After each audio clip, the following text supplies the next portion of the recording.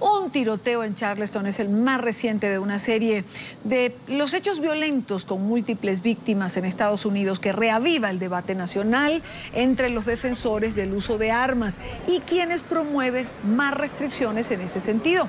Por otro lado, hoy en Washington manifestantes pidieron que la bandera confederada, un símbolo controversial en torno al racismo en el país, sea retirada del Capitolio de Carolina del Sur.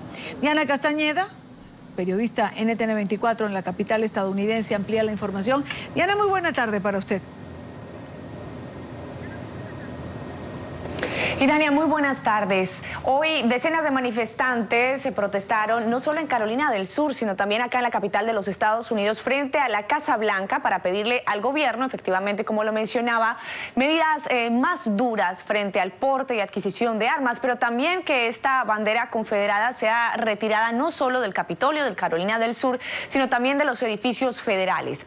Y es que esta bandera, que contiene 3 estrellas, representa a los estados confederados que participaron en la guerra civil, pero también es muy polémica porque fue utilizada por grupos de odio racial como el Ku Klux Klan, que perseguía a afroamericanos en los Estados Unidos. El debate ha sido tan amplio que hasta el propio presidente Barack Obama se ha pronunciado al respecto. Lo último que se conoce es la petición que ha hecho la gobernadora del estado de Carolina del Sur, Nikki Haley, para que se quite esta bandera del Capitolio, pero también otras organizaciones piden que se quiten de los edificios federales que sostienen esta bandera todavía, recordando a aquellos patriotas que participaron en la guerra civil.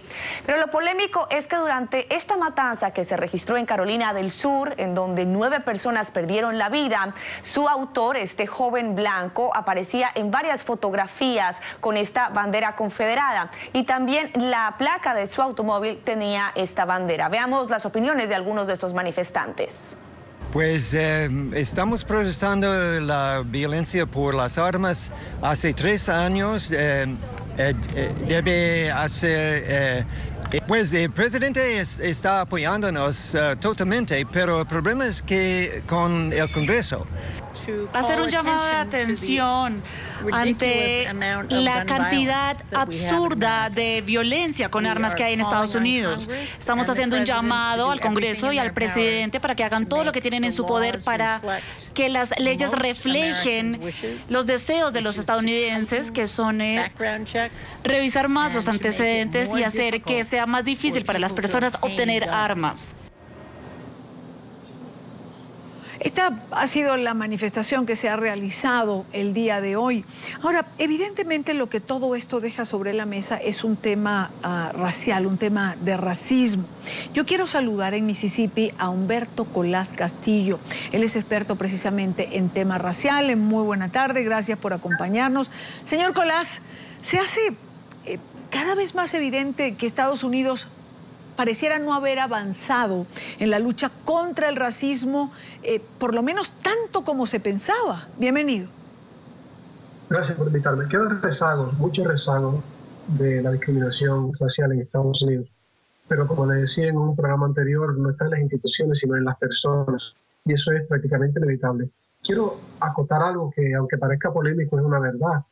Una persona puede tener rechazo hacia otra por el color de su piel, su origen, etcétera, pero el problema está cuando se limita el derecho de esa persona a participar en las oportunidades que ofrece la democracia. Y ahí está el gran problema, que son grupos que tienen resentimiento, quisieran limitar el derecho a la libertad que tienen los grupos minoritarios en este país, en este caso blancos, hispanos, pero negros e hispanos, pero realmente su poder se ha perdido, entonces se manifiestan de diferentes maneras, y una es precisamente tratando de revivir símbolos del pasado, tratando de lograr aglutinar a aquellas personas que tienen un pensamiento similar en grupos que puedan actuar de alguna manera para llamar la atención.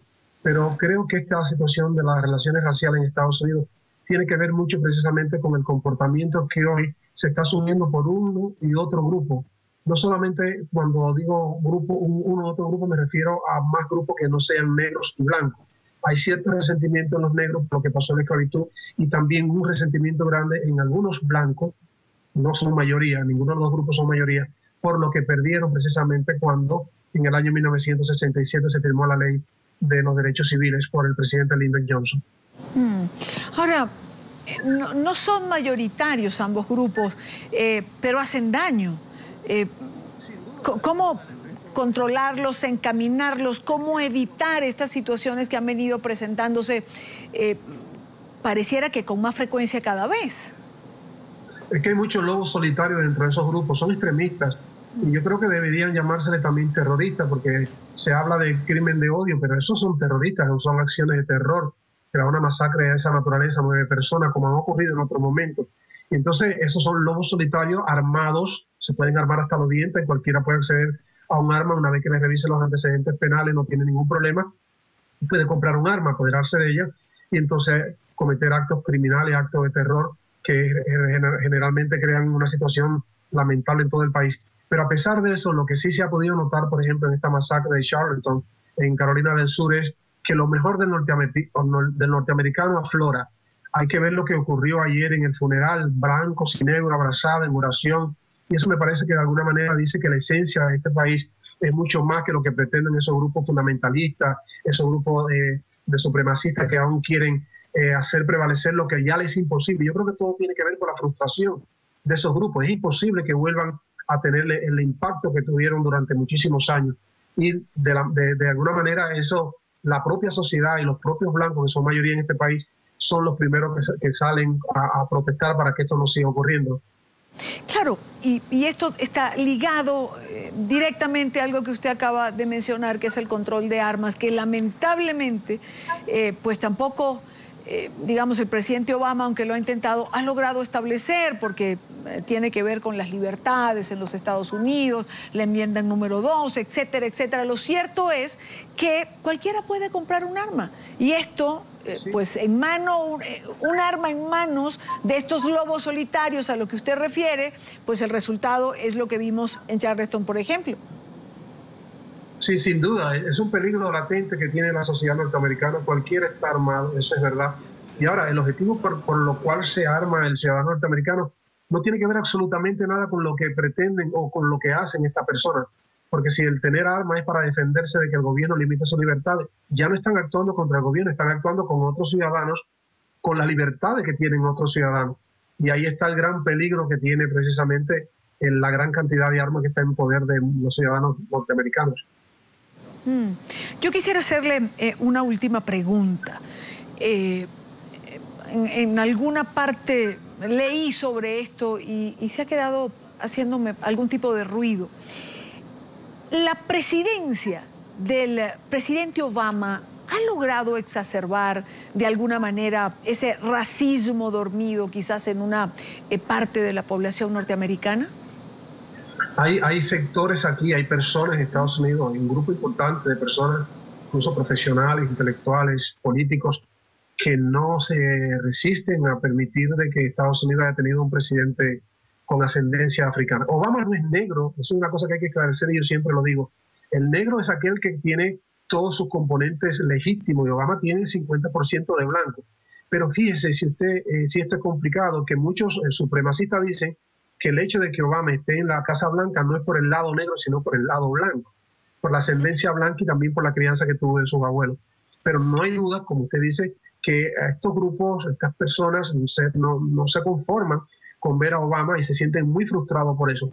Pero esto es un proceso inaparable, ya no se puede parar y vemos cómo ahora mismo en el propio Partido Republicano hay un precandidato que se presenta a la primaria que es negro con el apoyo de una mayoría blanca. Muchos más blancos lo están apoyando que los propios negros, lo cual indica que aunque haya resentimiento, aunque haya mortificación o malestar por la presencia de un presidente con ascendencia negra, no hay duda de que la sociedad norteamericana se educa, porque es una sociedad perfectiva, es una cosa que me gusta de este país, es perfectiva, se corrige mucho sobre sus errores, se ha dado cuenta de que la virtud no está en el color de la piel, sino en la fuerza del carácter, como decía Martin Luther King, y es precisamente ahí donde hay que enfocarse en el trabajo contra la discriminación racial y contra cualquier forma de odio.